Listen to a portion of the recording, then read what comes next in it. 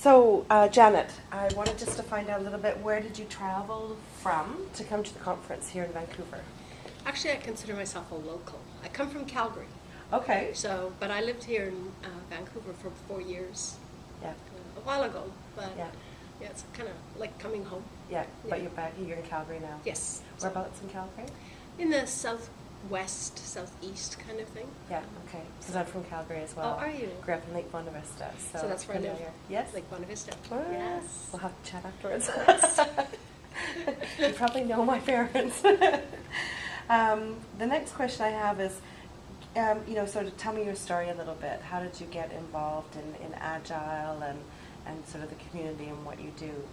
Okay, so I guess my came from a very traditional background. Was a programmer, moved into QA because I was the process person. I was one of the people that was always asking about improving things, and so I ended up in QA. And then the company I was with kind of wasn't suiting what I needed, and being on the QA and the testing was always at the end. It was very frustrating, very not very much fun. And so I left that company because I just was frustrated. Went to another company, and it was interesting because I was working really closely I was a QA manager, and the development manager, when we were first interviewing, he said, "Have you heard of XP, Extreme Programming?" And I said, "Heard of it, don't know a lot about it." And he goes, "Well, we're trying to do that." And I said, "Sounds interesting." So we tried to do things. When I look back on it, we were way more successful than we probably had any right to be because we really didn't grasp some of the bigger picture things. But we did some amazing things. But then the .com bust happened, and I ended up going to a company that was truly trying to do, one of their projects was really trying to be an Agile project. They had hired ThoughtWorks to come in and work with them. And so I was the tester, the lone tester on this Agile team with about 10 to 12 developers. So it was a very interesting experience because one of the developers, my first day in, said, "Janet, you're the tester. We're doing extreme programming. We're doing all our own testing. Kind of, what are you here for?" So I, being, me, I just went, "Well, let's wait and see and figure it out." And so I madly ran home and got on the email, and I ended up getting hooked up with Lisa Crispin, who was writing a book at the time, and this was like early 2000s. And so I got to know her really well through her writing the book, me reviewing it, trying things and stuff. Over the years, I went part of many different projects, usually transitioning testers into an Agile team. That's where I kind of got my little niche. And then in 2007, 2008, must have been. Anyhow, Lisa came to me and she said, "Publishers want to do a new book. Would you be willing to help me?"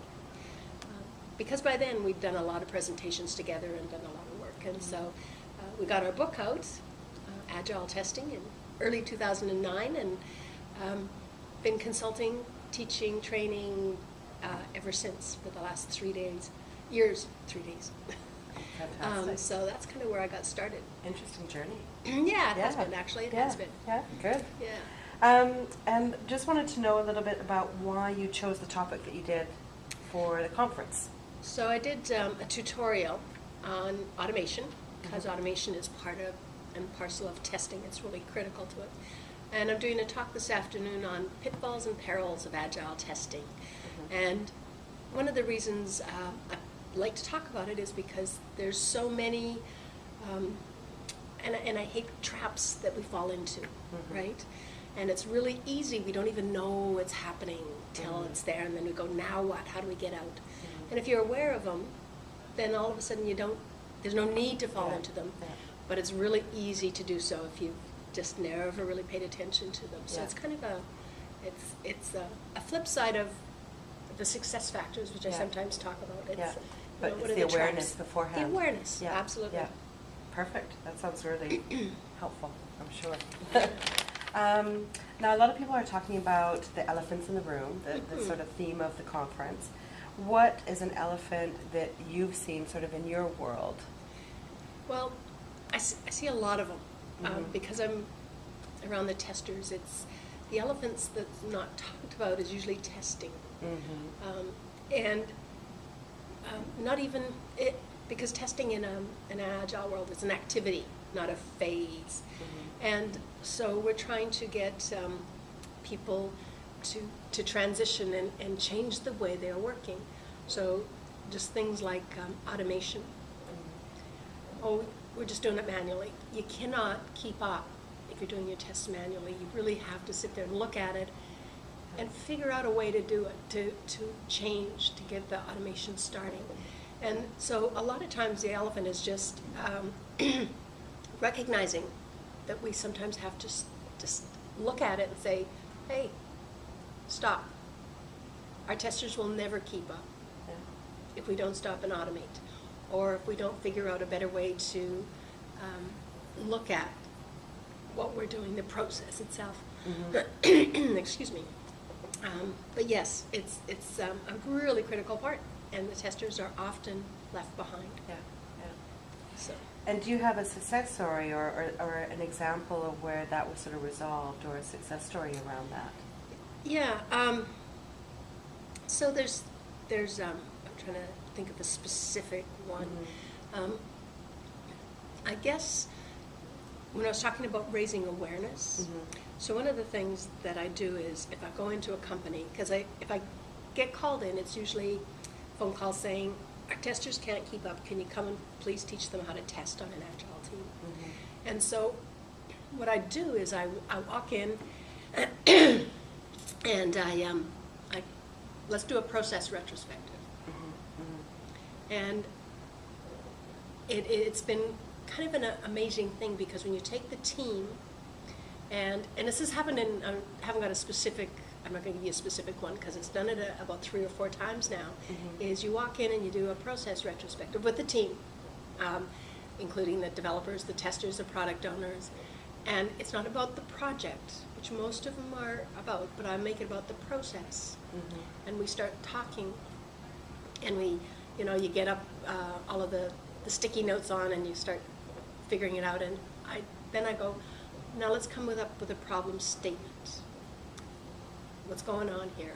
And you just start asking, 5 whys or something like that. Yeah. Pretty soon, the elephant jumps out at you, and it'll go, no wonder they can't keep up. We don't give them their stories early enough, or our stories aren't testable, or but by making it visible and making them identify that elephant, then all of a sudden you can address it. Yeah. And you can say, okay, now let's talk about that. Why aren't the stories delivered earlier? Why aren't they testable? And you can deal with it. Yeah. But it's making it visible, and if you don't make it visible, nobody gets it, and you can't do anything about it. Yeah. So that's usually kind of what I like to do is make it visible. Good. Good. That's all the questions I had for today. Okay. That was quick and simple. Thank you very much. You're welcome. Thank you. And